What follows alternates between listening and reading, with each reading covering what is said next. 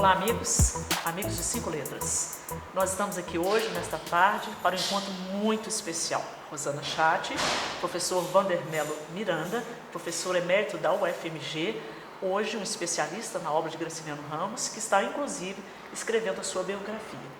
Nosso objetivo primeiro é falar sobre a obra de Graciliano Ramos, mas mais especificamente sobre Angústia, uma obra ímpar na história deste escritor. Boa tarde, professor.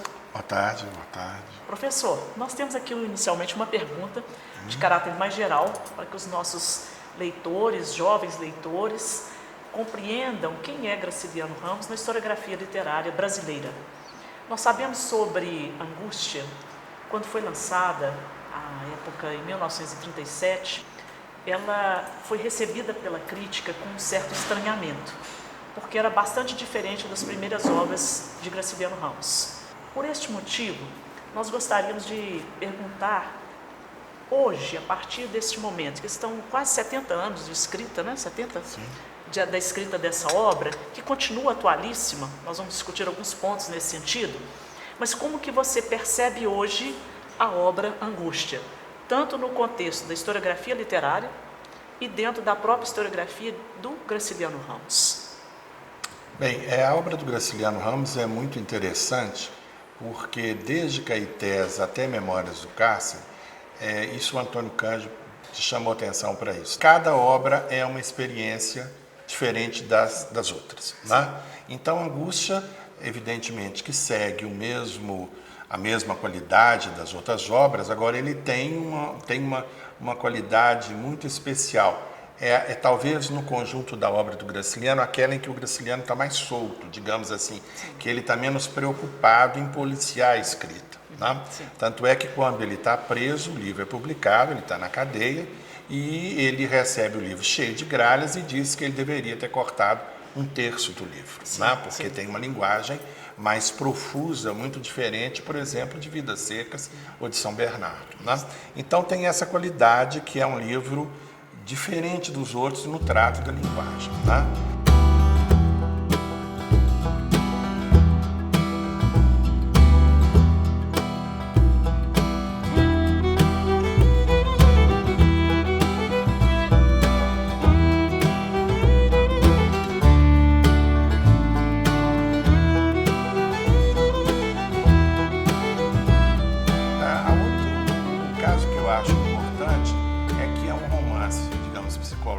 Mas que trata de questões sociais muito prementes à época em que ele escreveu o livro e até hoje, né? Primeiro, a condição do intelectual. O Luiz da Silva, personagem principal, é um intelectual de província que escreve em jornais e vive de fazer soneto por encomenda, enfim. E então é a respeito disso. E a respeito também do capitalista, né? Porque o rival dele no amor por Marina é um grande capitalista, né? E ele acaba matando esse rival no final. É interessante saber que para isso ele estuda muito criminologia. E uma vez quem conta isso é o filho dele, o Ricardo Ramos, que ele chega em casa, o Ricardo estudava direito, ele chega em casa e vê o pai com os livros. Ele mostra os livros que ele está estudando de criminologia, o pai já tinha lido tudo, né? Então ele se pergunta, mas como, você não é advogado? Ele fala, não, como é que você acha que eu escrevi Angústia? Né? Para escrever Angústia, ele estudou todos esses ensaios, esses textos clássicos sobre criminologia. Então isso é muito importante. Diz da qualidade do livro, da preocupação dele com o livro e de saber também que cada livro tem uma preparação, né? Tem uma pesquisa que é feita para dar um bom resultado. Né? Então, aí é um livro que, na verdade, o resultado que é um livro que tanto a direita quanto a esquerda, da época que havia um embate forte, uma polarização grande à época, né? Nos anos 30, tanto a esquerda quanto a direita, tanto os escritores mais à esquerda, socialistas, quanto os escritores chamados escritores católicos, que era um grupo mais de direita, todos elogiam Angústia. A Angústia é, naquele momento, um livro ímpar na literatura brasileira.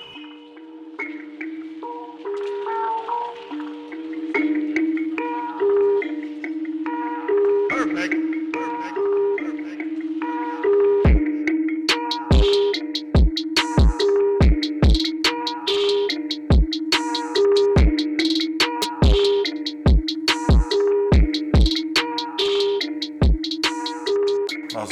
outros livros, como os livros de Lúcio Cardoso, os livros de Cornélio Pena, que têm a mesma densidade psicológica, mas não tem a capacidade que tem o Graciliano de juntar a densidade psicológica com a densidade social e política, né? Sem uma coisa prejudicar a outra, né? Ser uma coisa só, fazendo parte do enredo, né? Da história, do tema do livro. Ô, Rosana, você... Essa parte histórica, né? Vamos conversar um pouquinho com o Wander sobre isso? Eu estava nessa sua fala, que você fala do Luiz, né, da personagem principal, lendo o livro, o que eu observo? Ele primeiramente trata das memórias dele, né, lá na fazenda, com o avô, e depois ele trata muito daquele contexto que ele está inserido na cidade. Quer dizer, quando ele fala da fazenda, ele deixa bem claro que é aquele momento da história do Brasil, que são as oligarquias, né, o patriarcalismo, aquele contextinho de República Velha, não é? Aquela coisa do clientelismo, né? Tem cangaço, tem tudo. Todos aqueles elementos que são caracterizadores da República Velha no interior estão ali, de alguma forma, elencados, não é?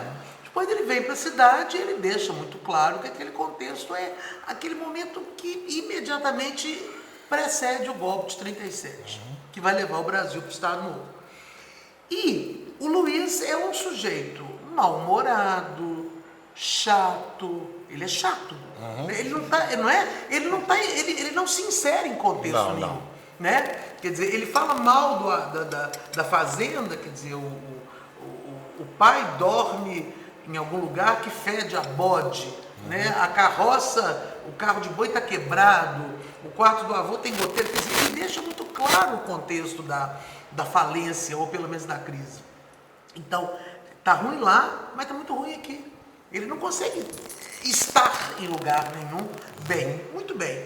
A minha pergunta é, esse mau humor, esse pessimismo dele, né? Essa angústia. Essa angústia dele, Sim. não é nenhuma pergunta, é uma indagação apenas. Será que...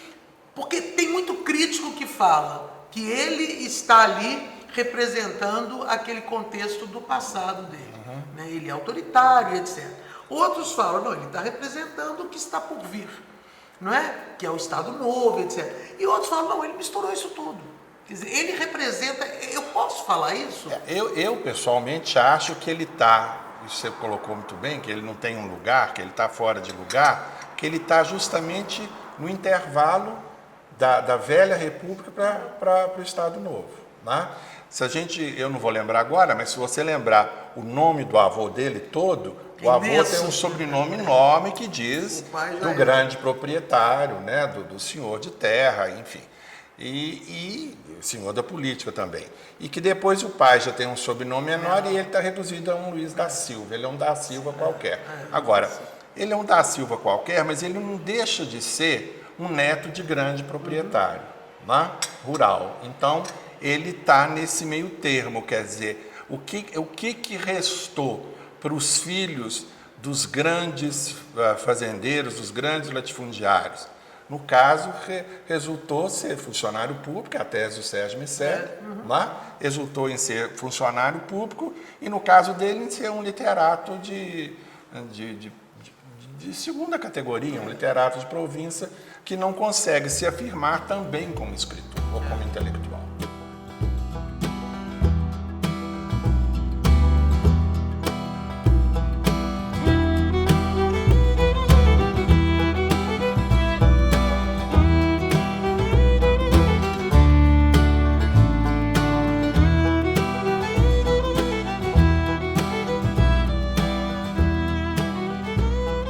De ver, justamente ele está no meio do caminho, né? Ele está no intervalo aí, num buraco negro que eu acho que talvez a angústia do título vem muito disso, né? É angustioso porque ele está num buraco negro que ele não sabe se ele vai nem para trás nem para frente, porque para frente parece que não há possibilidade de ir. E para trás, quando ele volta, a memória do passado também não é uma memória agradável, não é uma memória favorável. Então ele realmente o estado dele é um estado de angústia. E essa angústia não é só dele, como eu disse, é de toda a situação naquele momento, em que se saía de um tipo de sociedade, estava começando a passar para outra, de um tipo de sociedade rural para uma sociedade mais urbana, industrial, que começa a incipientemente se afirmar nos anos 30.